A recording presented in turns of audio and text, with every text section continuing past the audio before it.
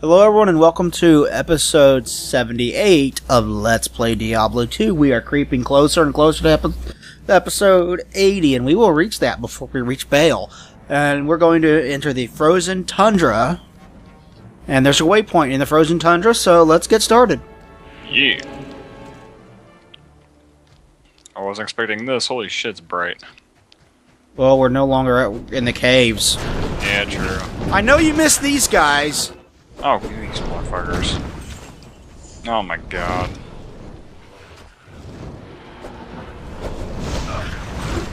We're gonna fight fire with fire. Ending is near. Fight fire with fire. Bursting with fear. We all should die. There's an amulet. Oh, Infernal Pit. We'll have to come back to that and do that as an episode. Cool. That'll be 79. Is that just like a bonus sort of thing? Yeah. It'll be a short episode. These areas are always very short. Holy shit, there's like 15 of them. Got one. Two. Three. I hate you, demon tricksters. You're easy to kill, but you teleport all over the fucking place. It annoys the piss out of me.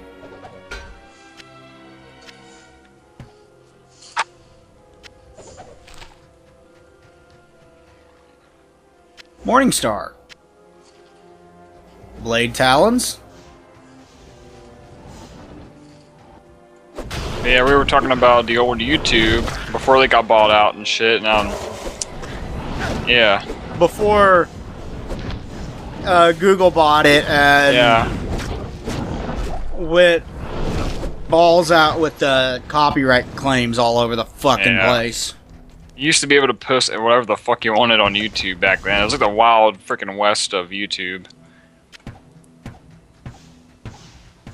And then... yeah, and then the shit hit the fan and just like, hey, or Google, we're gonna fucking put copyrights on everything. Or we're gonna do copyright claims on every fucking video on YouTube. No, I thought we were gonna talk about, FPS? yeah, first-person shooters. Everything's going downhill. Yeah, like, fucking... I love first-person shooters. I love them a lot. They've been my favorite genre since I was a kid. Like, I started playing with Doom, and Quake, and Wolfenstein, and Duke Nukem, and... yeah, the classics. Corridor 7, and Wolf, and all that kind of crap. Way back in the day. I loved it. Still love the genre today, but I hate that that the market is overcrowded with them. I hate it. Yeah.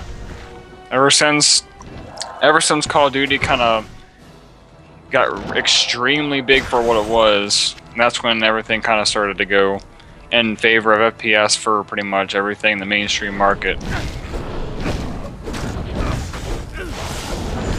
When it came to like the interest of like the... everybody tries to repeat the success of Call of Duty. yeah, when it, like pretty much it appealed to the pseudo gamers and all those people who don't really understand gaming, but they can just go around and shoot stuff, and that's what it appeals to pretty much. Because Call of Duty was before. Well, personally, I think the beginning of the end for Call of Duty was with the first Modern Warfare, Call of Duty 4. Like the game, I heard the game is really good, but I think that is the beginning because that's when, you know, it went to the modern era stuff and. Yeah, I mean, the model of play for Call of Duty is totally different than what first-person shooters used to be back when they were amazing. I love me some old-school first-person shooters, but the Call of Duty model says... or the new Call of Duty model, at least. You walk basically on a set path, no keys, no doors. You just walk forward on a set path. And shoot, shoot, shoot. And shoot everything that moves. And there are set areas that enemies will continue to respawn in those areas until you move forward enough to get to the next area, where enemies continually respawn. And that's the way they do it. That's a cheap way of creating artificial difficulty. Yeah, so they're not that difficult either, and they're really short as well, like the single-player campaigns now, at least. Yeah, for some reason, 5 hours has become an acceptable campaign length. Yeah, like, not to mention the stories themselves are really convoluted and don't make that much sense anyway. Yeah, story is not the focus of first-person shooters, and not anymore. It never really was. I guess Return to Castle Wolfenstein kind of had a plot, like in like the sense of like it went somewhere, It did have a plot.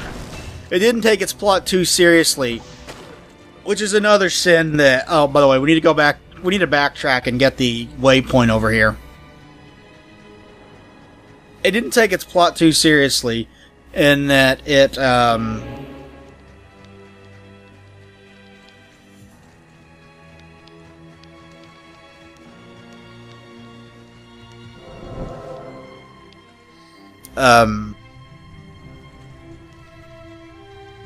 It's like, we're gonna go crazy with this otherworldly bullshit that we're putting in our plot. It's gonna be ridiculous and over the top. We're not taking it seriously, Yeah.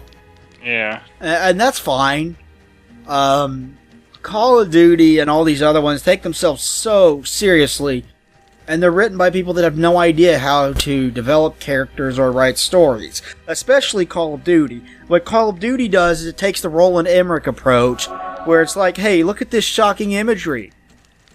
There's this recognizable American icon destroyed. That pisses you off, doesn't it? Yeah, now kill the terrorists, feel angry, and kill. Like it's like they try to justify the reason why you're killing people, Like try to justify it with like, hey, we're gonna destroy New York City, or we're gonna destroy LA. We're gonna destroy these people that put on a massacre in the middle of a... Yeah. And now it's just like, hey, Kevin Spacey wants you to go kill people, because it's Kevin Spacey. But, like, that's what it does. It doesn't develop characters. It has shocking moments. Like, it doesn't develop characters at all, pretty much. Resident Evil, like, 4, Call of Duty 4 had the big moment where... The nuke happened, yeah. Yeah, at the very beginning of the game or something. Or is it the end of it? It's like in the middle of the game. Because that was like a big thing when I remember that game first came out and they're showing like at E3 and stuff, and that was one thing they always showed was that nuke scene. Yeah, because that's how they draw you in, by shocking you, make you sit there and go, holy shit. I think that's kind of how it was with the very first one, when you first got to Stalingrad as the Soviets. Like all the stuff going on screen at the same time, like it was really jarring back then, Like all like the Soviets running on the beach and all the guys dying and the freaking Luftwaffe airplanes coming down and all that stuff at the same time. It was like really like crazy. Like, it was really cinematic compared to like FPS at the time. I guess that's where they kind of got it from, too. And a large part of the problem stems from the fact that it's 5 hours of just walking around and shooting things with fairly short cutscenes that take themselves really seriously, and it's just like a bunch of gravel-throated guys acting badass, and there's nothing else to it. Yeah. Yeah, because I remember freaking Flying Star always had really fun missions in it. Like, there was like a really fun sniping missions in it. I don't know how Big Red 1 had, like, I don't know why I went on Big Red 1, but... And I'm aware that the gravel-voiced guy acting badass really dates back to Solid Snake, but there's a difference between Solid Snake and the 5 billion imitators of Solid Snake. Yeah. There was more to Snake than just being a gravel-throated badass. He was human. He had feelings. Okay. Yeah, now we're going to this bro like, oh, we're not allowed to have feelings. We're badass all the time. Like, yeah, it's really one of the characters' wives, they discover, is dead. And in Gears of War. And Gears of War is a fun game co-op. Don't hear me saying that it's shitty like I'm saying Call of Duty isn't that great. Gears of War is good. It's fun to play. But the way they handled that was, for the most part, there was like no like grieving or anything. It's just like, let's get pissed off, let's go kill more things to get revenge. Yeah. Because that's how a badass does it. Yeah. That's not how a human being does it. Yeah. I only beat the first Gears of War. I gained another level. I beat it co-op with a split screen with a friend.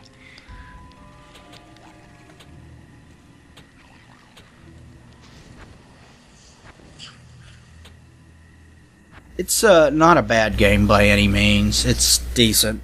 Yeah. Oh, I just used the antidote fucking potion. God damn it. I got poisoned again. But I have other problems with, like, you go back and play Doom, the levels are not linear. They're big, they're not linear, they're kind of like mazes. You have to figure out where you go. And there are secret areas within those levels that, when you find them, you feel proud of yourself for finding them. Yeah. All of that is gone. The varied level design, gone. The varied enemy design. I mean, there's like, what? Well, there's like, what? 14, 15, 16 different types of enemies in Doom 2? Yeah, there's a lot. Yeah, there's a lot, and I like that. I like that there's a wide variety of enemies to fight. That was cool.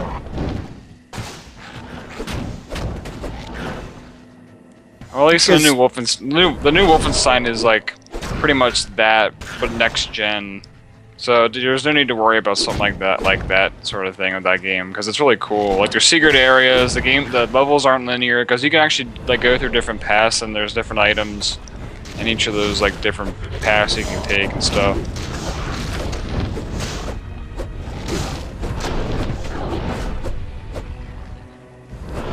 And then there's like, the health packs are gone. You are low on health, hide behind a rock for a while. Yeah. And you'll be good again.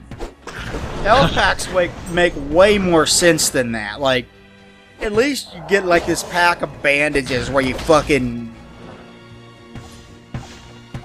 bandage up your wounds. Yeah. That makes something resembling sense. Just hiding for a few minutes and then being full health again makes no goddamn sense. Even in the Evil Within has it too.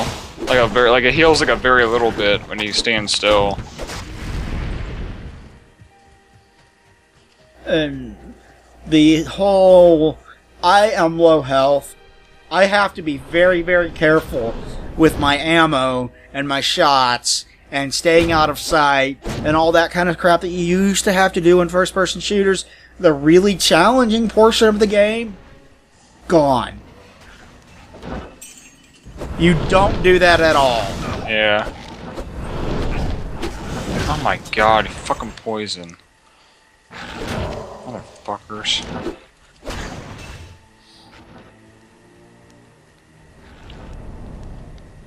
Like, Doom had some brilliant level designs.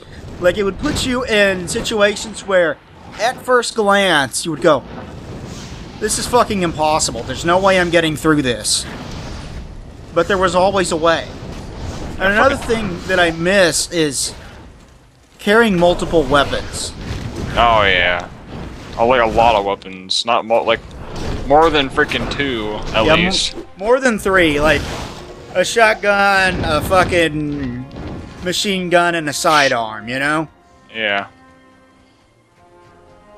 I know it's not realistic to carry multiple weapons, but it's a video game. It doesn't have to be hyper-realistic. Let it be a video game. Give me stupidly creative weapons that are ridiculously overpowered. You know why? That shit's fun. Yeah, Postal 2, you did it right. You can put fucking stray cats on the end of your fucking guns and shoot them off of it. Yeah, like in like Doom had the BFG. Nobody knew what the fucking BFG was, but the very first time you fire it, you're like, holy shit, that was amazing. Because you fire into a room of enemies, and then they all fucking die. Where's it go? That's what it does. Fires off this massive green beam of light that just spreads out, and then the screen flashes, and then everything's dead.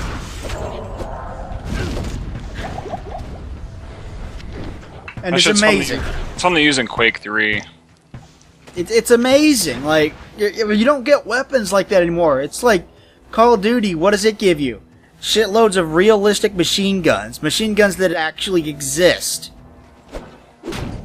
I guess it really isn't a bad thing, but... But the creativity in the weapons is just... That means the creativity in the weapons is just gone. I guess in Advanced Warfare there's a laser machine gun. Like, apparently, from what I remember, it's a pre-order bonus weapon. It's like a freaking infinite laser machine gun for multiplayer, which is cheap bullshit. Yeah. That's ridiculous. From what I remember, I saw something about that at E3 or something. Somewhere. And I'll take a wild guess and say that the Xbox is getting exclusive getting DLC first. Probably, because yeah, like all the commercials are showing off like a Xbox One bullshit. There's an Xbox One bundle. It comes with like an exclusive like a Call of Duty Advanced Warfare 360. Oh, not 360. Xbox One. It has like all these like Call of Duty decal stuff on it and stuff. And you know, I have my problems with Halo, but if games went back to being Halo clones, that would be better for the industry as a whole, because there's a whole lot more creativity in that game than there is in Call of Duty. It's got bigger, more open levels. I never liked Halo. Neither do I, but I would rather play Halo than like Call of Duty Modern Warfare 10. Alright, it's Advanced Warfare 10 now. Yeah.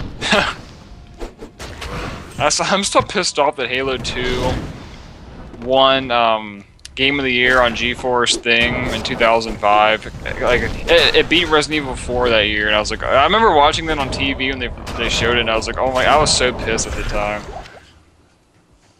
Yeah, like I think Resident Evil 4 is a much better game, and I think people will remember it as a better game. Yeah.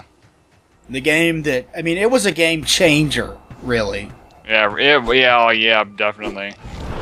Because at the time there wasn't any really, there wasn't any survival horror games that had over-the-shoulder shit like that. Yeah, it was. It should have made survival horror games better. Yeah.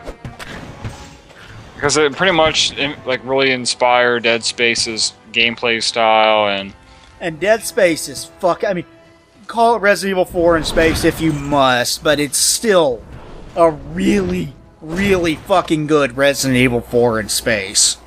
Oh yeah. I mean, Dead Space is so much fucking fun. Did you ever see those two anime movies they made? I saw the first one, not the second one. Downfall? Yeah, I did not see Downfall. I got both on DVD, so I haven't got around to watching it yet.